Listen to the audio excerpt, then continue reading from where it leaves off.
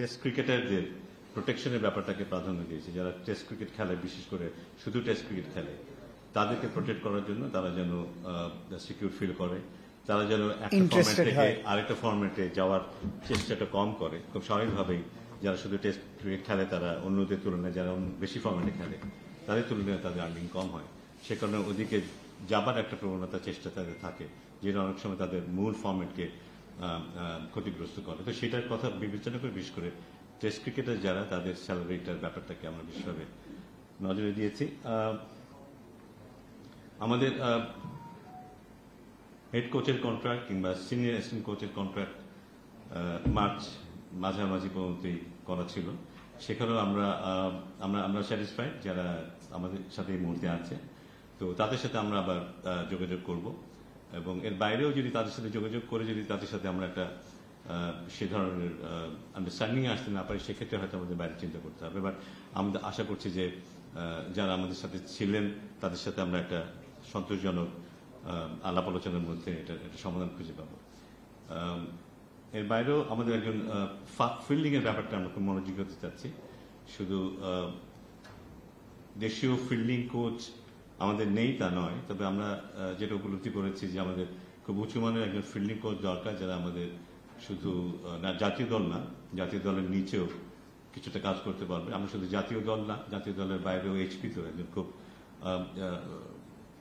Development নিয়ে কাজ করতে পারবে একজন কোচকে চাইব। সো দুইজন ফিল্ডিং কোচের কথা এসছে, এবং আমরা দুজন খুব ভালো ফিল্ডিং কোচ হয়তো নেওয়ার চেষ্টা করব। এর বাইরে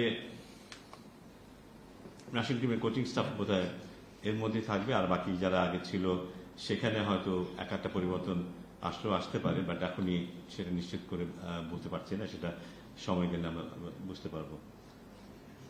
আর ন্যাশনাল সিলেকশন প্যানেল থেকে হান্নান সরকার পদত্যাগের চিঠি দিয়েছিল, সেটা বোর্ড অ্যাপ্রুভ করেছে। সো আমাদেরকে এখন একজন নতুন সিলেক্টর খোঁজ করতে হবে, সেটা আমরা করব। আর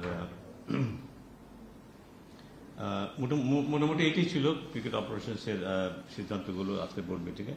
আর এর বাইরে যেগুলো আছে সেগুলি হয়তো ইফতেখার আপনাদেরকে কনভে করবে।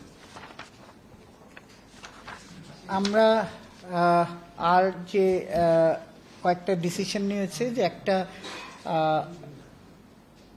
আমরা আজকে অ্যাপ্রুভাল দিয়েছি যে বিসিবি ওয়েলফেয়ার ট্রাস্ট, এটার একটা অ্যাপ্রুভাল দেওয়া হয়েছে, ইনিশিয়াল একটা ফান্ড দেওয়া হয়েছে, এখান থেকে ট্রাস্টিও নাম দেওয়া হয়েছে, এগুলো আপনারা ইয়েতে পেয়ে যাবেন। সো এই ট্রাস্টটা ফর্ম করা হলো, এটার বেসিসে আমরা মানে জনহিতকর কাজ করতে পারবে ট্রাস্টি, এটা তো আগেই ইয়ে ছিল। দ্বিতীয় হচ্ছে যে ফার্স্ট ক্লাস ক্রিকেটারদের, আমরা যে 100 জন ফার্স্ট ক্লাস ক্রিকেটারদের যে স্যালারি দেওয়া হয় সেটার লিস্টটাকে রিনিউ করার জন্য সিলেক্টর প্যানেল আমাদের যাদের দিয়েছি সেটার অ্যাপ্রুভ করা হয়েছে। তারপরে আপনার extension of employment of team coach Shahed Mahmud, spin bowling coach, game ডেভেলপমেন্টের তার 6 মাসের এক্সটেনশন করা হয়েছে। তারপরে মুশতাক আহমেদের কোচ, যেটা আমাদের লেগ স্পিনার, তার কন্টিনিউ করা হবে। আর যেটা আরেকটা হচ্ছে যে আমরা কাজী হাবিবুল বশর, আগে যে আমাদের ওমেন্স ডিপার্টমেন্টটা দেখতো, তাকে মুভ করে আমরা head of game development, program coordinator of game development করা হয়েছে। আর আরেকটা হচ্ছে যে আরেকজন আমরা Fauzia Huda, strength and conditioning coach, Bangladesh women's national টিমের জন্য 6 মান্থের জন্য অ্যাপয়েন্টমেন্ট করা হয়েছে, তাকে দেখা হবে তারপরে যদি ইয়ে হয়। তারপরে আরও 3টে ফিজিওথেরাপিস্ট নতুন অ্যাপয়েন্টমেন্ট করা হয়েছে কন্ট্রাকচুয়াল বেসিস।